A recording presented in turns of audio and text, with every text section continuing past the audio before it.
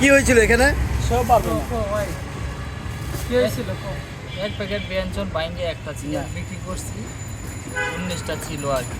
পরে এখান থেকে কে যেন নিয়ে গেছে। ও, এক প্যাকেট বেনসন কত টাকা দাম? এক প্যাকেট ব্যঞ্জন 400 টাকা। 400 টাকা। সারাদিন আপনার ইনকাম হয় কত? এরকমই 500-600 টাকা। ও, তাহলে আজকের আজকের কামাই শেষ। কামাই শেষ। আজকে হাজিরা শেষ। আপনি ছিলেন? আমিও ছিলাম। ও, আচ্ছা। হয়ে গেছে একটা খাইছে প্রথম, ওরা 20টা থাকে, একটা প্যাকেট 19টা ছিল, ওরা আরেকজন লুকাই ছিল বেঞ্চনের লেগে আয়দের প্যাকেট না। আচ্ছা আচ্ছা।